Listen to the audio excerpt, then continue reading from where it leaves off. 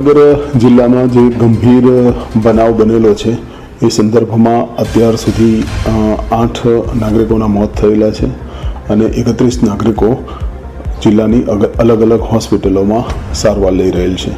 એક વ્યક્તિ હાલમાં સુરતની એક ખાનગી હોસ્પિટલમાં સારવાર લઈ રહેલ છે. આ સંદર્ભમાં ભાવનગર જિલ્લાના એસપી તરફથી વર્તેજ પોલીસ સ્ટેશનના ડી સ્ટાફના 3 કર્મચારીઓને સસ્પેન્ડ કરવામાં આવેલા છે. સ્થાનિક જે બીટ જમાદાર છે એમને પણ સસ્પેન્ડ કરવામાં આવેલા છે અને આ ઉપરાંત નીલમબાગ પોલીસ સ્ટેશનના એક મહિલા જમાદાર કક્ષાના અધિકારીને પણ સસ્પેન્ડ કરવામાં આવેલા છે. રાંજાજી ભાવનગર તરફથી વર્તેજ પોલીસ સ્ટેશનના પીઆઈ ભઢેરિયાને સસ્પેન્ડ કરવામાં આવેલા છે. આ ઉપરાંત ભાવનગર જિલ્લા એલસીબીના પીઆઈ શ્રી સરવૈયાને પણ ડીજીપી સાહેબ તરફથી સસ્પેન્ડ કરવામાં આવેલા છે.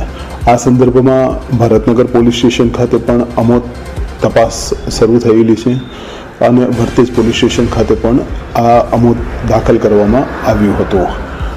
ડીજીપી સાહેબના આદેશ બાદ આ ગુનાની તપાસ એસએમસી દ્વારા કરવામાં આવી રહી છે અને હાલમાં કુલ 13 આરોપીઓના રિમાન્ડ મેળવવાની પ્રક્રિયા હાથ ધરવામાં આવેલી છે.